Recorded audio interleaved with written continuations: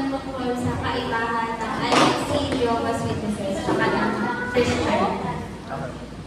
Okay, specifically, Protestant beliefs. Protestant, kasi sila ay Roman Catholic. Okay, so sisimulan po namin sa first point about God. Okay? Lakasan mo. Dito na lang ba niya? Ako na lang ako. Uy. Salamat.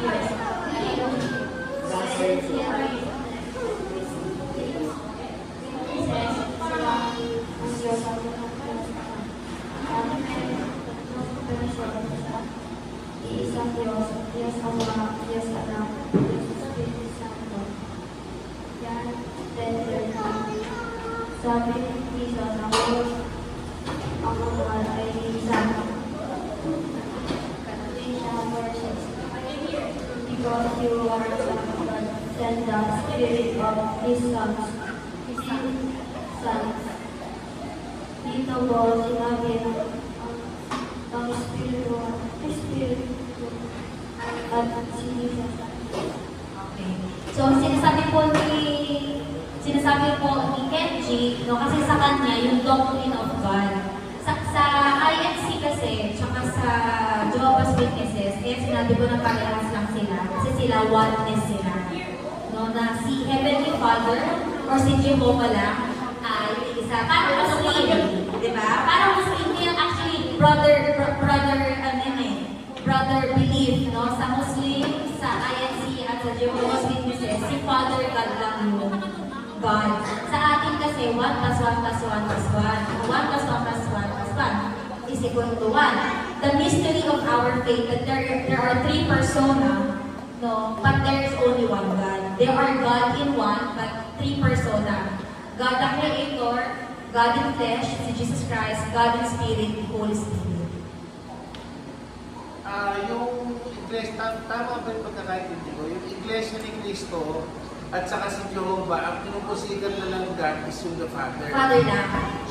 Akala ko ang iglesia ni Cristo, si Jesus Christ lang. Okay. Okay. Kala ko din kasi iglesia ni Cristo. Kaya nga, kung bata tayo, lagi binabanggit ni Mama, hindi sila tunay na iglesia ni Cristo. Kasi hindi Diyos si Cristo sa kanila. Tayo yung tunay na iglesia ni Cristo. Kasi sa atin, God si Jesus Christ. No? Okay. Okay, next. Jump naman po tayo tungkol Ano sa... ba yung verse pala yung piniki? Ito po. Ay, okay. Saan? John 10:31. Okay. At dahil nasa atin po, God si Jesus Christ, sa doctrine of Jesus Christ, si Kuya Polifer po. So, sa akin po is for, so, like Paul has said, there is three persona na ating Panginoon, Grand God. So, we have Father, Son, and Holy Spirit. So, siya ano is the Son, which is Jesus Christ. So, sinabi po siya, so John, the usual, John 1:1. In the beginning was the Word, and the Word was with God, and the Word was God. So, this statement this statement po ay yung sinasabi na ang Word ay si Lord Jesus Christ. So in the beginning, God, Jesus Christ is already there. Kasama ang Holy Spirit at also Jesus Christ. And also, second that, we have John 10:30 na sinasabi na I and the Father are one. And also Galatians 4:6, sinabi dito, because you are His Son, God sent it. Ito, Isaiah 9:6.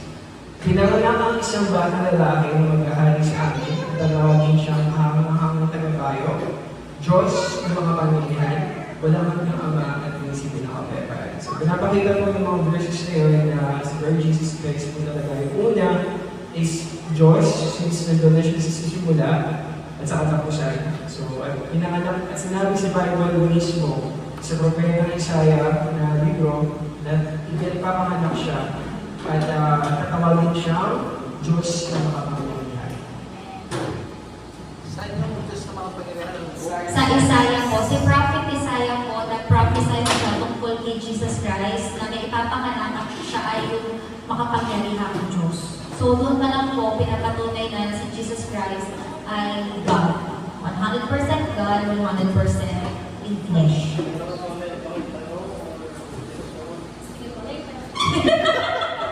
Kasi ano eh, nasasagot eh. Gusto mong itanong, nasasagot eh. Sige po. Ano po? So, yun po. Tapos, add lang din po natin, yun nga po, sa iglesia kasi ni Cristo, yun nga, tao lang si Jesus Christ, hindi siya Diyos. Yan. Pero, siya ay piniling Misaya. Tao siya na piniling Misaya. Yun yung paniniwala nila. Sa Jehovah's Witnesses naman, si Jesus Christ, actually yung kinikwento kanina namin, nasa Jehovah's Witnesses, no, medyo nagpabago-bago yung paniniwala nila. Nung first na tinatag yung Jehovah's Witnesses, ang unang paniniwala nila ay hindi Diyos si Jesus Christ. No? So pagkatapos ng ilang years, na-establish na sila, so many years, tapos nagbago ulit yung paniniwala nila. Sa second na paniniwala nila, maliit na Diyos si Jesus Christ. Diyos nga siya, wait, mali kami, Diyos siya, pero maliit siyang Diyos. Kasi hindi niya pwede maging equal yung God the Father. No? So yung pinag-usapan natin kanina, nila Chris, na parang nakakatakot yung ganung paniniwala, di ba? Kawawa naman yung mga unang mga taong nagsulod nila, patay na ngayon, at kinamatayan nila na hindi Jesus Christ, na hindi Diyos si Jesus Christ. Mas pagkatapos sila mamatay, sasabihin ng leader nila na, okay, mali pala kami. Diyos pala si Jesus Christ, pero maliit lang siya tao. Tapos dumating pa sa panahon na sinabi nila na si Jesus Christ ay si Archangel Michael. So may mga ganun silang switch. Pero sa atin, yes. Isang question din, kasi si Jesus Christ is nakakapagawa ng miracle, right? Si Moses gumawa ng miracle. Okay. Si Abraham gumawa ng miracle. So, pwede si Abraham saka si Moses pag-consider as same as Jesus Christ. Okay. What differs them? At saka ano yung supporting Bible verse? Sige po. So, sagutin ko muna, then I'll search for the supporting Bible verse. Yet, sa Bible, no, at sa history natin, hindi ka po nakagawa ka ng miracle or ng kababalaghan ay Diyos ka na. Dahil even ang kalaban, nakakapagawa din sila ng kababalaghan. Kung matatandaan niyo po, no, na yung pumarap si Moises doon sa representative ni Parao at naglaban sila, di ba? Na nag-miracle din yung kay Parao, tapos nag-miracle din si Moises. Pero hindi rin yung basihan nila na Diyos ang isang tao. Di ba? So, gusto ko lang po i-eliminate yung notion or yung paniniwala na kapag nag-miracle ka, Diyos ka na. No? But, anong kaibahan ni Jesus Christ kila Moises? Kasi sila Moises, hindi nila kinonfirm na Diyos sila.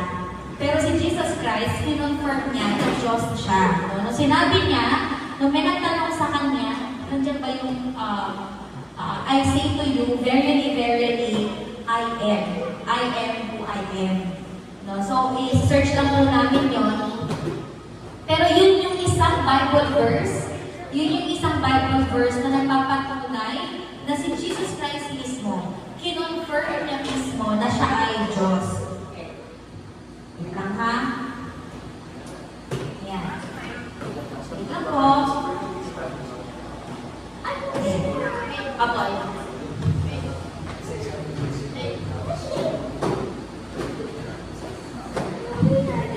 Sige.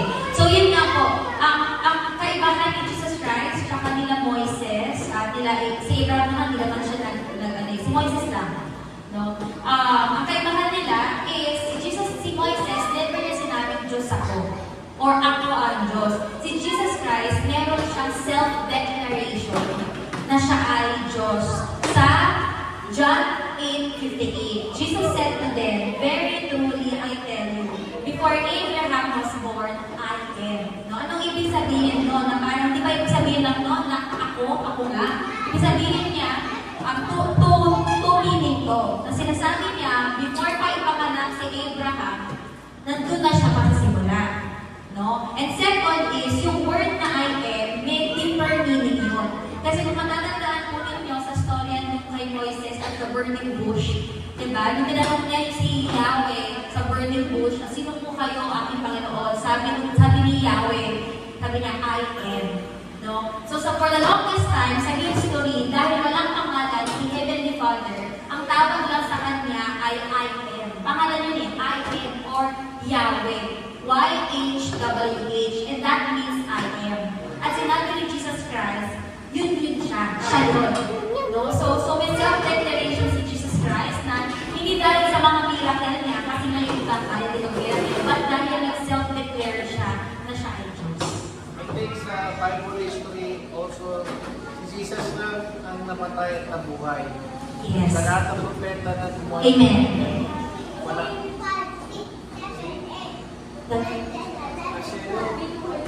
Lazarus? Di ba binuhay siya? Namatay na siya at nabuhay. Actually, yun din yung, kaya hindi ko ginamit na, Was Lazarus is also considered as prophet? Or example no, na but yes po, kaya yung parang, yung pang rebut mo, hindi siya ganun, hindi ko sa yung rebut mo, na hindi siya pwedeng gamitin po na, na pang rebut, yes po, kasi tama din si Lazarus niya, diba? Namatay na siya, tapos nabuhay siya, so Diyos din ba siya? But nagagets ko po yung perspective din yun, na sa lahat ng higher image sa iba't ibang religion, si Jesus Christ lang yung may full story na pinanganak siya, na namatay siya at nabuhay siya. Okay, tapos, Next. Holy Spirit, the doctrine of the Holy Spirit. INC, Power of God, Jehovah's Witness, Sanctum, INC, Christian, God is Supreme. 1 Corinthians, verse 2, verse 10. Sinasabi ko doon, ang Spirito ay may sariling emosyon, kaya may sariling action ng Holy Spirit.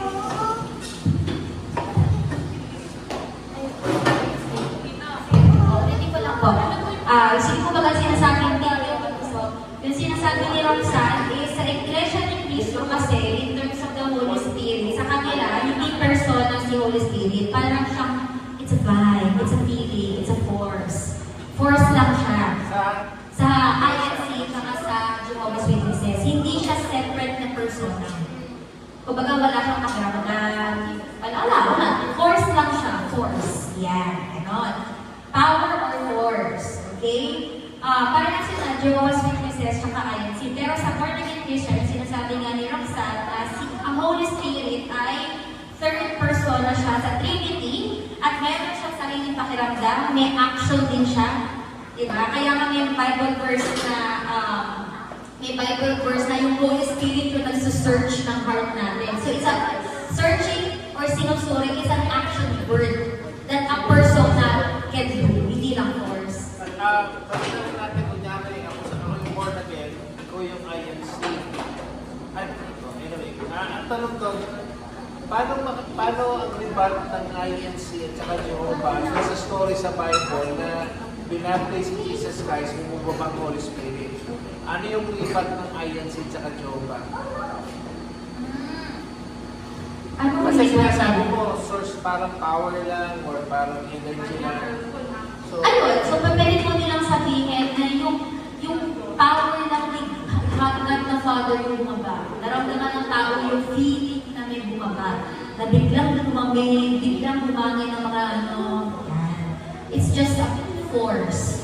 So yun yung paniniwala nila. Yung kumbaga, sa kanila, yun nga, force lang talaga yung Holy Spirit. ano yung Bible verse naman natin sa born again that proves that Holy Spirit is different from other? Okay. Kasi kung gusto nating sabihin na hindi lang force ang Holy Spirit sa 1 Corinthians 2:10, sabi doon ang Holy Spirit ay may sariling emosyon kasi nga ang Holy Spirit ay may sariling action. So it is a persona kasi sabi doon the Holy Spirit is searching us, searching our heart. No? And a force cannot do that. Only a being can do that. To act, diba? A force cannot act because it's just a force. Pero pag sinabi mo may sariling personality, iba nga ni Bible verse, Huwag mong i-grieve. Don't grieve the Holy Spirit. What verse is that, Kuya? Oo, di ba sabi sa Bible na don't grieve the Holy Spirit. Ibig sabihin, nakakaramdam ng grief. Nakakaramdam ng sobrang lungkot ang Holy Spirit. Ibig sabihin, meron siyang sarili niyang persona. Nakakaramdam siya, nalulungkot siya, nasasayahan siya. At even, yung sinabi na, sabi ni Jesus Christ, before siya umakyat, mag-ascension, sabi niya, pero wag kayo malungkot, mga kapatid, dahil mag-iiwan ako ng inyong kaibigan na magtuturo sa inyo, na mag-guide sa inyo, will be your comfort. And again, those are action words. To comfort, to give advice, and a force cannot do that. A persona can do that. Ephesians 4:30, and grieve not the Holy Spirit of God, whereby you are sealed unto the day of redemption. If you grieve, if sobra mong pinalungkot ang Holy Spirit, wala nang kaligtasan sa'yo. You will be in full redemption. Yes, Ma'am. So magkakaiba sila ng diba? Na Persona. So ibig sabihin nun, hindi rin siya magagawa ni Abba Father. No? Hindi, baka epitaph.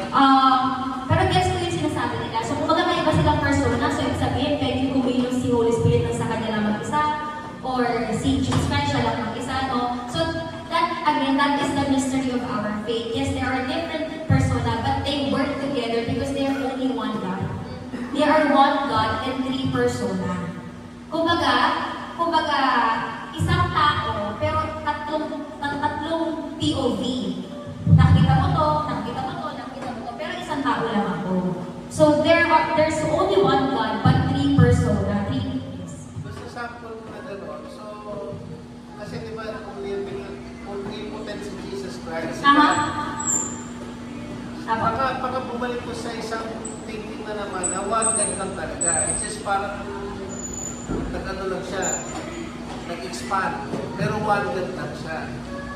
How can we explain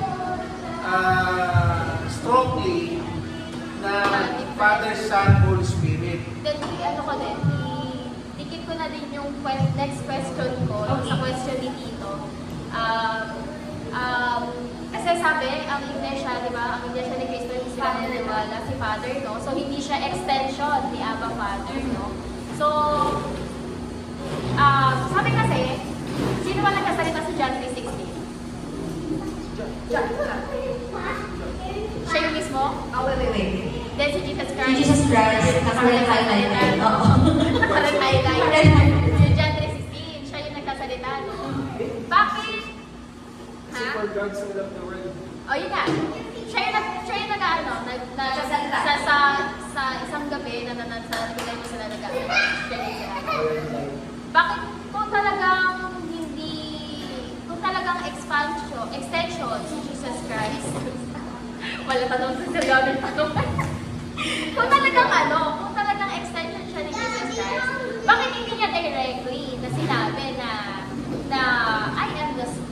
I am kasi Okay. sa John 14:6 ang sabi niya lang doon, I am the way, the truth, and the life. He never said na He is the Son who sacrificed, na binigay sa kanya ng Abba Father na magkasakripisyo para sa Okay, sige. So actually, hindi na ikaw natanungan. May nagtanong na rin sa kanya na. Oo, nagtag sa akin. So, okay, may nagtanong sa kanya. Sabi ng disciple, Jesus, bakit ba ito yung nagkukwento? Hindi mo lang diretso rin. Bakit mo pa dinadaan sa parable? Okay. So sabi ng Jesus Christ, no? Because the knowledge of the secret of the kingdom of heaven has been given to you. No? So sinasabi niya lang dito, but not to them. Perhaps will be given mo. So anong ibig sabihin po nito? Si Jesus Christ, kaya siya nag-speak in parable because He knows that the believer by faith will understand whatever He is saying in parables kahit na hindi direct. Diba? Parang sinasabi niya, kung sino yung sumunod sa akin at sumunod sa akin, siya ang makakaintindi ng sinasabi ko. So even if I didn't say that I am, for God so loved the world that He gave His only Son, that whoever believes in Me shall not perish but have everlasting life. Because He knows for a fact na yung mga naniniwala talaga sa Kanya, i-connect nila na yung tinutukoy niya, siya yun. So yun sinasabi niya dito, no? Because the knowledge of because that's a secret, that's a holy secret. Hindi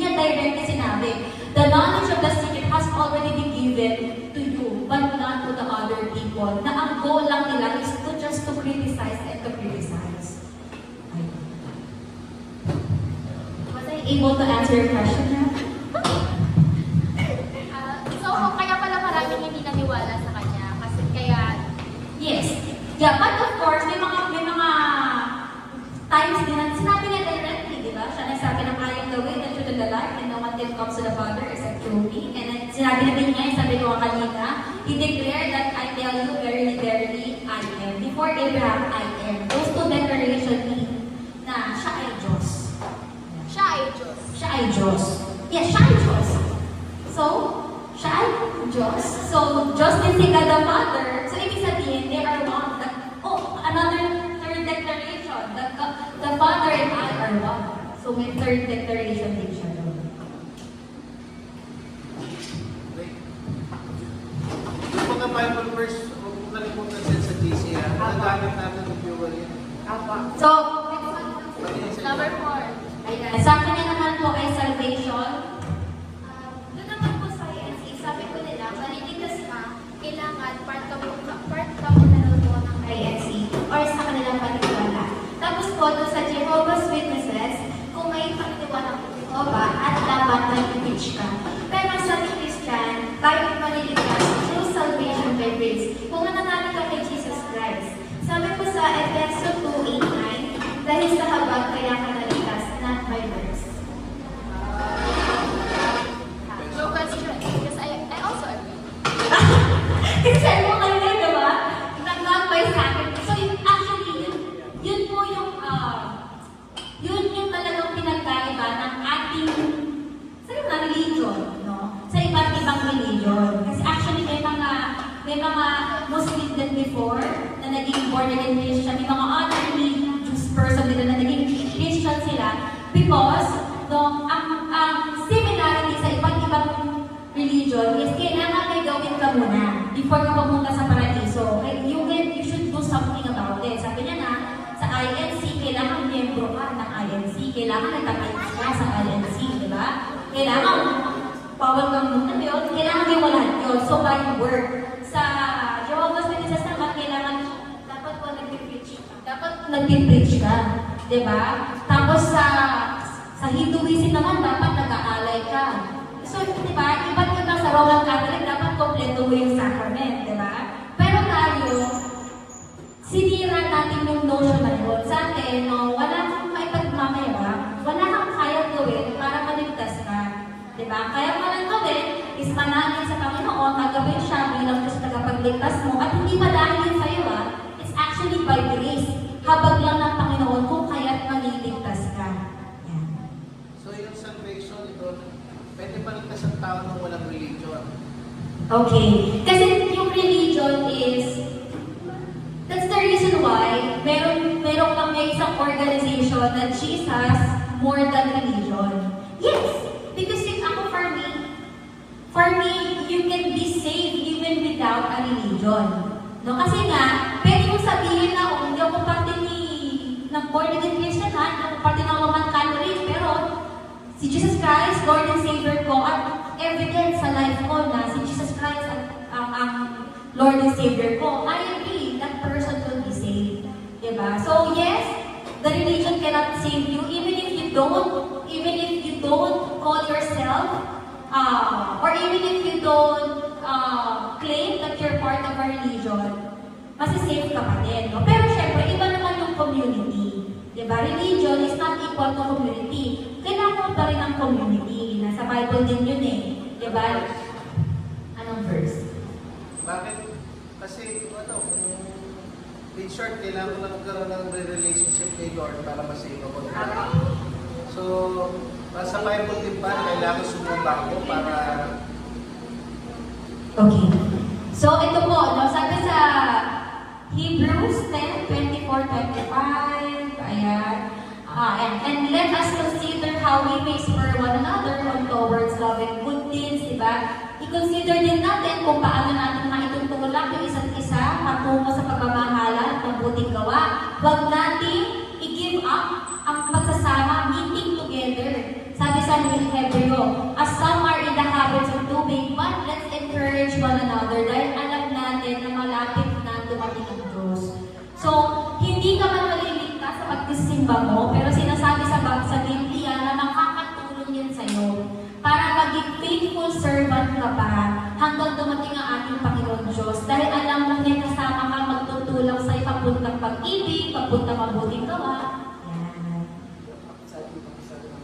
Okay, good.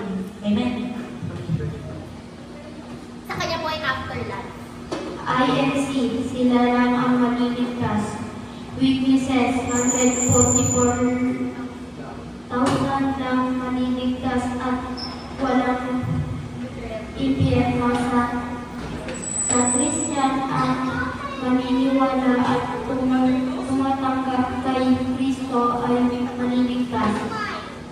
So, Sabi sinasabi po ni Gusto, no, na yun nga sa INC, again, yung miyembro lang nila yung maliligtas. No, may nabalitaan lang ako kung totoo yun na parang kailangan sa simbahan ka pag dumating mo rapture. Kasi lilipat daw yung simbahan nila. Kaya ganun yung struktura nila. No? But I'm not sure. No? Pero yun yung balita dati, na pag kaya dapat lagi ka magsimba. Yun yung sinasabi nila. Dapat magsimba ka kasi pag nag-rapture, wala ka sa simbahan, hindi ka kasama dun sa pag-aasin. No? But anyway, sa Jehovah's Witnesses naman po, sila may number sila. Ang makakapasok lang sa langit ay 144,000 people. Wala na sa Bible yun. Actually, yes. Nasa Revelation naman talaga yun. No? Yung 144,000. No? But of course, yung literal nila, sabi ko nga sa kanila kung 144,000 lang yung pupunta sa langit, and we are 8 billion people in the world. So parang sinasabi mo, Santa Rosa lang yung maliligtas. Baka nga mas malaki ba yung populasyon ng Santa Rosa sa... Ano naman ang body ng born again? Ba't sinabi 144,000? Yun yung good news. So, bakit pag Bakit sinabi 144,000 lang? Ang Bible. Ito po. Ano naman ang body natin doon? Tama. Kasi sa kanila, 144, yung pumunta sa langit, mas gagawing paraiso na lang yung earth. Heaven on earth, yun yung kanilang filosofiya. Okay? So, Kasi wala daw ano, Asha. Hindi daw ka. okay po, wait lang po ha. So, tama po, sa Revelation, nabasa ko na kasi yun dati, na parang 144. Sa kanila kasi literal nila, pero actually symbolical yun. Okay? Sa Revelation 7:48, then I heard the number of those who were sealed, 144,000 from all the tribes of Israel. So if you're going to read it and take it literally, so ibig sabihin, mga Israelita lang ang maliligtas. Kasi 144,000 in the tribes of Israel. Okay, so yung context pala kulang. So tayo mga born again, kailangan alamin natin yung context ng 144,000. Opo. So yung mention only, doon lang sa Israel. Yes po. Tapos kasi po, di ba po, sa symbolism, yung 12 kasi, yung 12, it represent completeness sa Bible. No? So, kaya 144,000, it's 12 times 12 times 1,000, symbolizing all of God's people in their fullness. Di ba, kapag ikaw ay na-rapture na, o pumunta na sa langit, di ba, you are already complete. You're complete na. Hindi ka na makakaramdam ng sakit, ang nilagpis, kasi nga glorified body ka na eh. So it's simple for us, it symbolizes our experience in heaven, na glorified body na tayo. And we are already complete in the presence of God. And lastly, lastly po, kasi 6 sila eh, dapat 16 kami. Charis. Okay, so sa last po namin ay baptismal din po.